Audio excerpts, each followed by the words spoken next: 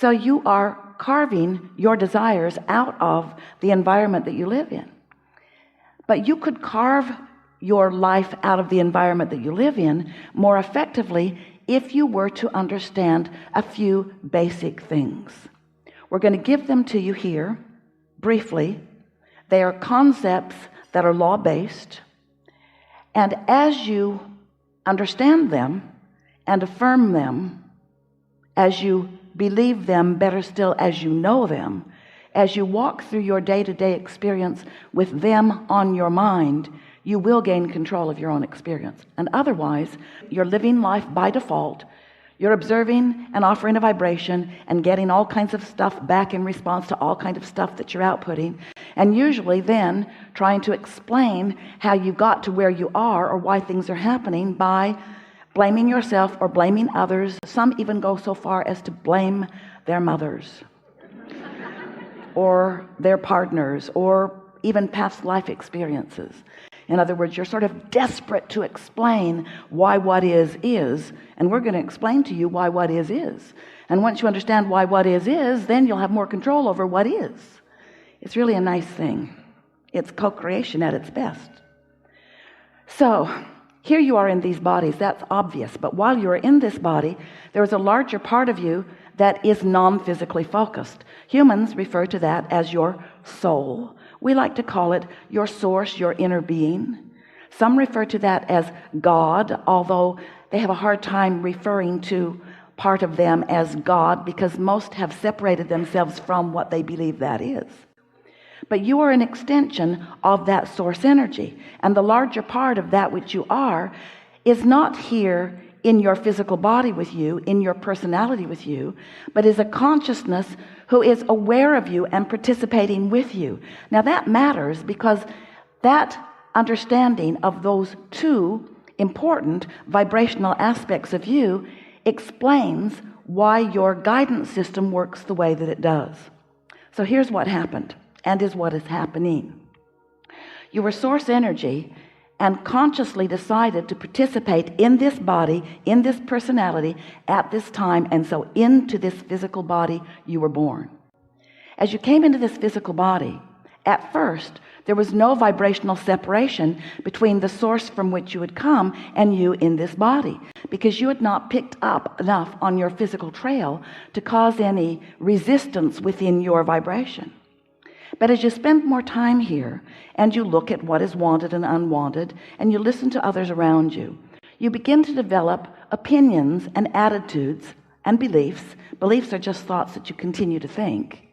You began to create a vibrational attitude that became, in many cases, in fact in most cases, contradictory is a strong word, contrary is a less strong word, resistant to is a less strong word, the vibration of your source. In very simple terms, your source always knows your value. And when you convince yourself or somebody else convinces you that your value is less, then you introduce resistance into the equation of you and you. And that's what your emotions are. Source is always loving you and loving those you are focused upon. But when you find reason to not love them by virtue of the conditions that they are exhibiting, as you stand in your vulnerability, pushing against their conditions because you believe, and most humans are in this category, that the conditions that others are living could threaten you, then you cause, separation is too strong a word, but you introduce resistance into the equation between you and you. So that, in very brief terms, is what your emotional guidance system is all about. It's about the difference in opinion of the source within you and your opinion right here in this moment. Now, what happens to most of you, because early on, as you're interacting with those around you, they have, in most cases, developed pretty strong opinions of their own. And they believe that it is in your best interest that you understand the opinions that they are offering. So at first, you don't have a really hard time because there is somewhat of consistency around you. But the longer you spend in this physical body, and the more you are introduced to the other components of this time-space reality, the more you realize that there is really a variety of opinions about just about everything. And so you have a hard time. using what surrounds you, your mother, your father, your teachers, your peers, the influences that are coming to you. It's a difficult thing to be human and sort out the rightness and the wrongness in the way that they want you to. We want you to understand that through all of that, you have source within you, not just apart from you, but within you, not just somewhere, with you, focused with you in every moment of every conversation and every idea. Everything that you are about, your inner being is right there with you. Law of attraction is the manager of vibration. And since you live in a world, you live in a universe that is only about vibration, then law of attraction is central to what is going on in this vibrational universe, and your understanding of it is central to your deliberate creation, to your deliberate evolution, to your deliberate living life happily ever after in this physical time-space reality. So what law of attraction says is that which is likened to itself is drawn. There's a vibrational equivalency. It's like when you tune something with your radio dial. So that's the way everything in this universe is working. So your source is broadcasting a signal, and you have the opportunity of tuning to that or not. When you tune to it, you feel wonderful. That's when you are at your clearest, or your most fun, or your most joyful, or your most vital. That's when you are energized. That's when you are full of you. But when you don't tune your tuner to who you really are, when your signal is off, that's when you are introducing resistance or static to the equation. That's when you feel less good. That's when negative emotion is present. You're sort of getting a sense of this? Now, this is why it is that way. Because law of attraction is responding to the vibration that is being offered across the board. Everything is vibrating, and law of attraction is responding to everything that is vibrating and matching up those signals. So you get what you think about, whether you want it or not, because when you're thinking about it, you're offering the signal. So law of attraction is matching all of that up. But this is the important part. We're just going to take just a very brief period of time here to help you to understand why you have emotional guidance, why it exists within you, and why it matters so much. So this you that we've been talking about, this eternal you, is a powerful point of attraction. And here you are in your physical body, exploring, knowing what you don't want, knowing what you do want, launching rockets of clarity from your point of view, preferences, personal, important to you preferences of what you prefer. When someone's rude, you want them to be nicer. When you don't have enough of something you feel that you need, you want more of it. And so each time, whether you speak words about it or not, you have an experience that helps you to clarify.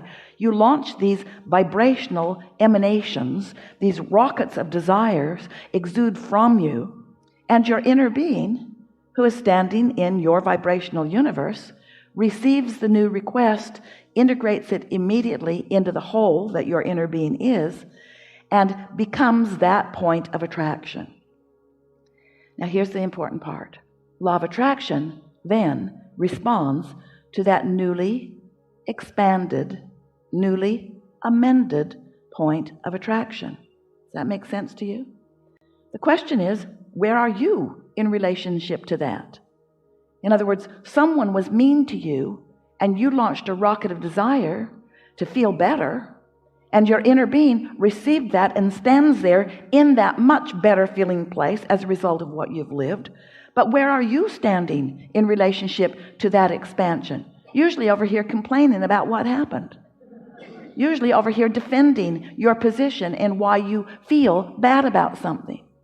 So you are separating yourself, usually not deliberately, usually unconsciously, usually because of lack of focus or lack of discipline, or mostly, we'll just say it to you, lack of really wanting to feel good.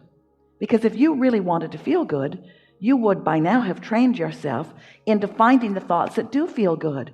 You've got to admit hatred does not feel good. And yet you accept it as part of life experience because you believe that conditions have to change before your hatred can go away. Fear does not feel good. But you don't let go of it because you believe that that thing that is making you believe that you are afraid, or that thing that is causing the moment of fear, has to change before your fear can subside. And that's what we're wanting you to understand here today. That's living life conditionally. That's needing to control conditions you can't control in order to adjust your vibration to something that feels good. And there is a much easier way of going about it. Not only is it easier, and not only will it keep you in a place of feeling better, but it is essential to being the maintainer. It is essential to being the achiever and then the maintainer of your deliberate vibrational offering. And that's what deliberate creation is. Deliberate creation is understanding law of attraction and understanding your guidance system and understanding your own emotions and then doing something about it when you feel emotion. Now, what we would do if we were standing in your physical shoes, what we would do about negative emotion is we would find the path of least resistance into feeling better. We would talk ourselves into feeling better. We would focus ourselves into feeling better. And often humans say, oh, no, no, no, no. Esther would say, Abraham, clearly you have a different opinion about this than I do, because I feel rotten. And I believe you. I believe that the reason I feel rotten is because I have varied from what I really know about this. But Abraham, I think you need more information. Because surely if you knew what I know, you wouldn't still feel the way you feel. And we say, we would, because that is our determination. That is our decision. Because we understand the laws of the universe. We understand that like attracts like. And we stand in that non-resistant place as your guidance to assist you in finding alignment with all that you want. So it's such a wonderful thing. You've come with such reason and purpose. You came into this time-space reality, very clearly came forth in order to create your own reality. That's what you wanted. That's what you said you would do, and that's what you knew you would do. And you knew that creating your own reality was really a sort of three-step process. You knew that the contrasts that surrounded you would cause you to focus. It would cause you to ask for what you want. You knew that. And you also knew, when you made the decision to come forth, that when you ask, that the source within you would hold the vibrational frequency of what you're asking for. You knew that. You knew that when you ask, that you would be backed up by all that you are. You knew that when you ask, that the source within you would hold your idea, your expansion steady. You knew that when you ask, it would be given. You knew that when you ask, it would be given exactly. We wrote a whole book about that. You knew that when you ask, it would be given. That's step 2. You also knew that once you ask, and life causes you to do it all day, every day, and once source gives, or becomes is a better way, ask and source becomes the very that you are asking for. You knew then that your next step must be to find a way of being in the receptive mode of what you're asking for. You knew that you can't want something and doubt it, that you can't want something and not believe it. You knew that you can't want it and criticize the absence of it. You knew that you couldn't want it and notice mostly that it isn't there. You knew when you came into this physical body that you would have to be, if you were to be the deliberate creator of your experience, which is why you came forth, you knew that you would have to be one who lives unconditionally for this reason. Everything that you create is a vibrational reality for a while before it becomes a condition or a thing or a state of being. Jerry wanted to write a book, talked about it a lot, and he wanted to call it Turning Thoughts to Things. How is it that the vibrational nature of that which is you becomes the tangible, see it, hear it, smell it, taste it, touch it version? And the way that that happens is because that is the leading edge. That is the momentous expansion. That is the natural evolution. That is the ultimate progress. That is the reason that we are all focused here. Because you are supposed to turn your thoughts to things. You are supposed to let the vibrational nature that is you demonstrate itself in the fullest fashion. You have come forth to deliberately create joyful, abundant, delicious experience, you see. But you can't create something that is new and more delicious if you're looking at something that is present and not so delicious. Because whatever has your attention has got your vibration. And whatever has caused your vibration to emanate is controlling the point of attraction that's coming back. So that's why we're talking about being unconditional in your point of attraction, caring less about what is and more about how you feel.